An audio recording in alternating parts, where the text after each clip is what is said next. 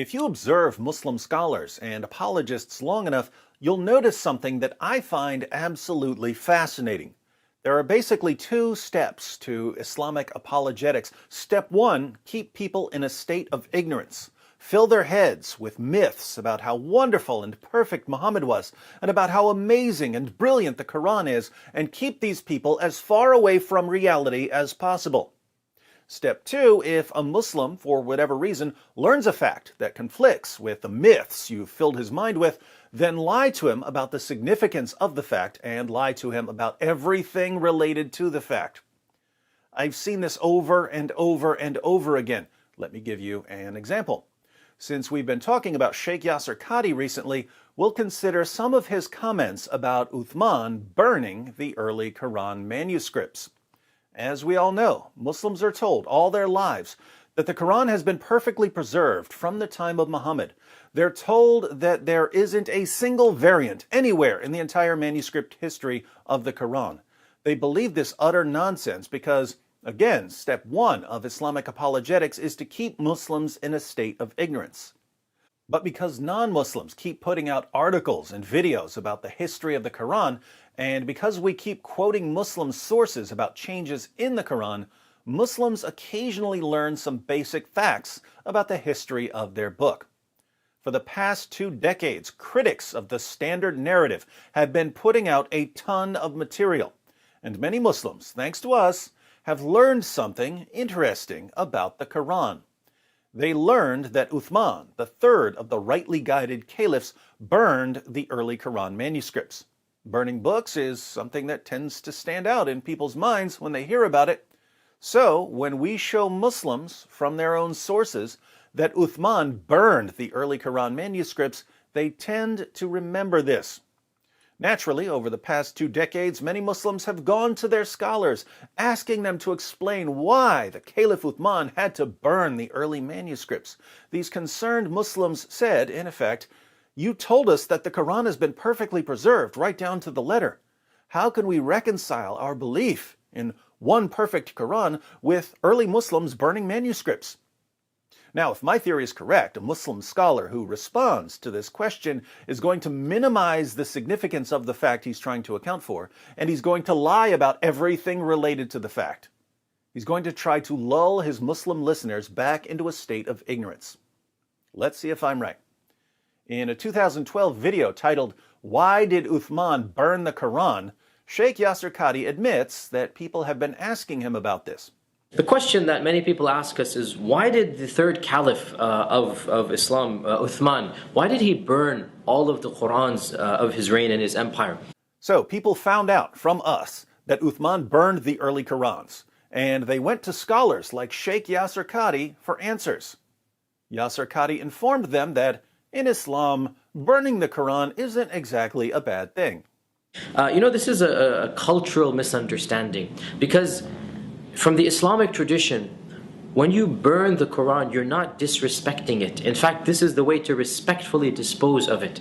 Why did Uthman burn Qurans? Well, some Muslims were making copies of the Quran on their own, and they didn't always do a good job. And people would simply copy with their own hands any copy that they had. And obviously human errors occurred. Obviously when you have 6th, 7th, 8th generation copyists, anybody at home who knows how to read and write is just copying the Quran, obviously errors are going to creep in, and there's no question that there were variances, spelling mistakes. But Uthman had the solution. Make one standard version of the Quran. The third Caliph, Uthman, made a very simple decree, and he said, look, anybody who wants a copy of the Quran has to copy it directly from the master copy. And to facilitate this, Uthman made a number of master copies from the original one, and he sent one master copy to every major city in the Islamic province, and this master copy was kept in the grand mosque of the city. And from then on, anybody who wanted a Quran was free to go to the master copy and copy it directly from the original copy that was in the main mosque of the city. But what about all of the other Qurans with all of the mistakes? Therefore, when this was done, Uthman then said, anybody who has a private collection, anybody who has his own handwritten Quran that's 7th, 8th, 9th generation away, you need to dispose of it. And how is it disposed of? The way that you dispose of Qurans is you burn them. Still sounds a little creepy, burning books. What if people didn't want to hand over their copies of the Quran?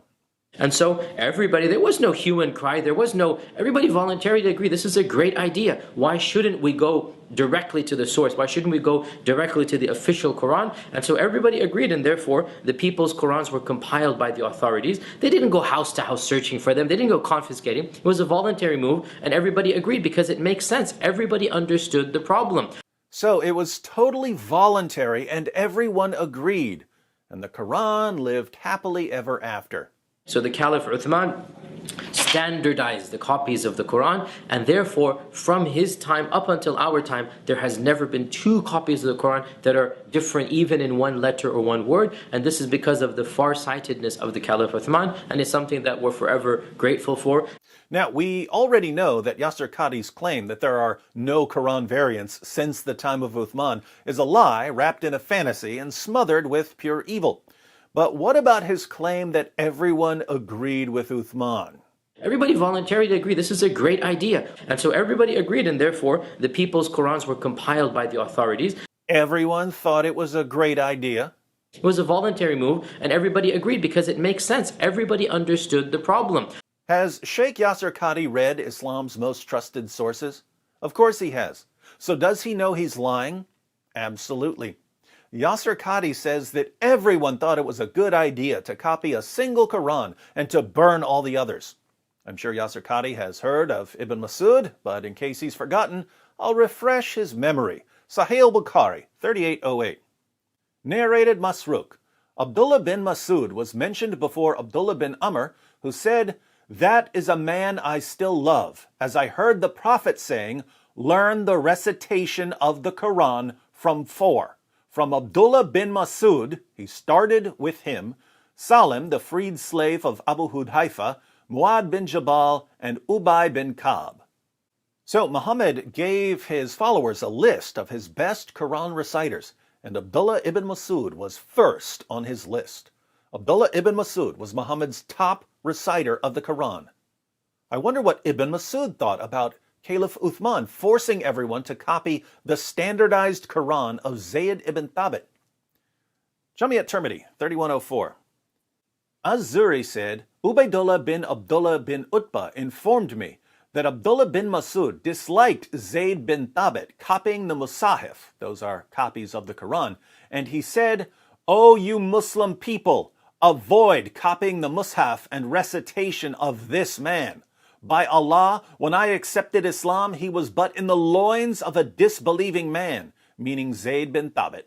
And it was regarding this that Abdullah bin Masud said, "O people of Al-Iraq, keep the Musahif that are with you and conceal them.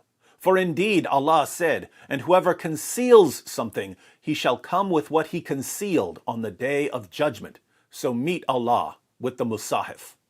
Az-Zuri said, "It was conveyed to me that some men among the most virtuous of the companions of the Messenger of Allah disliked that view of Ibn Masud." So, Uthman ordered everyone to copy the Mus'haf of Zayd ibn Thabit. Sheikh Yasir Qadhi says that everyone thought this was a great idea. And yet we find Muhammad's top Quran reciter ordering his followers to avoid copying the Mus'haf and recitation of this man.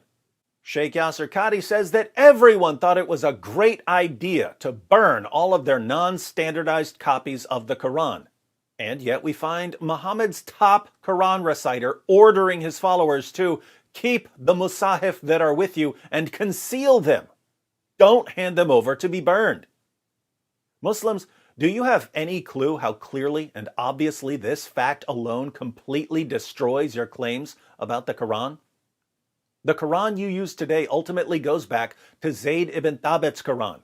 But Muhammad's top reciter of the Quran said, "O you Muslim people, avoid copying the Mus'haf and recitation of this man." You copy and recite a Quran that Muhammad's top Quran reciter condemned. Was Ibn Masud wrong? If so, then Muhammad was wrong for telling people to learn the Quran from Ibn Masud. Let's read another passage. In the 650s, a bunch of Muslims decided to rebel against Uthman. We read about one of their objections to his leadership In the History of At-Tabari, Volume 15, page 156, Uthman declares, "The dissidents say, the Quran used to be preserved in a number of different written versions, and you have abandoned all but one. But verily the Quran is one, and came through one man. In this matter, I have only followed these. Is this the case?" "Yes," they replied. They sought to have him kill the dissidents. And we have a footnote. The reference, of course, is to Uthman's decision to establish a single definitive recension of the Quran and to destroy the existing versions with their many discrepancies. These presumably refers to the board of editors headed by Zayd bin Thabit, whom he appointed to carry out the task. So when Uthman says, "In this matter I have only followed these," he's saying, "I just went along with Zayd ibn Thabit and co."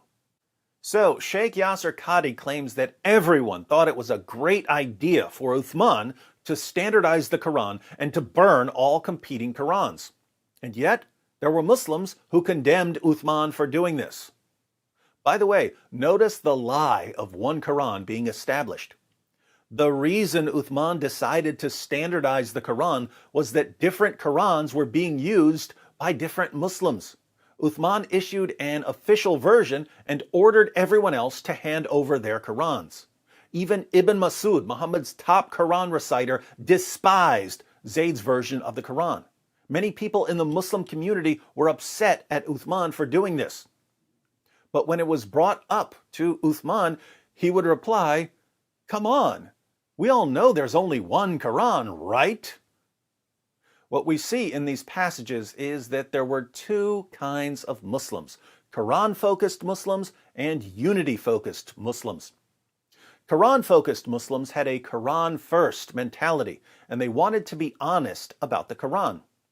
Unity-focused Muslims had a unity-first mentality, and they were quite happy to lie about the Quran as long as their lies led to greater unity in the Muslim community. 14 centuries later, we can see that the unity-focused Muslims won, at least on this issue. If a Muslim so much as thinks about telling the truth about the history of the Quran, he will be abrogated by his fellow Muslims, who will view him as a traitor. In fact, this is the best way to understand the current crisis over Sheikh Yasir Qadhi. For many years, Yasir Qadhi has been a unity-focused Muslim outwardly, but a Quran-focused Muslim inwardly. In public, he would proclaim the perfect preservation of the Quran from the time of Uthman. But behind closed doors, he would admit that there are holes in the narrative. Some Muslims decided to bring the real Yasir Qadhi to the surface by publishing his private emails. And in his now abrogated interview with Muhammad Hijab, Yasir Qadhi admitted that the standard narrative has holes in it. Sheikh Yasir Qadhi is currently being abrogated by a community that has dug itself so deep into a pit of fantasy and delusion, the mere mention of facts and evidence is enough to get you classified as a heretic or an apostate. In the 7th century, they burned manuscripts. In the 21st century, they delete videos. But the goal is always the same. The only difference is that whereas we can't recover burned manuscripts, we already downloaded the deleted videos. It seems that Uthman's desperate attempt to impose the myth of one Quran was all in vain.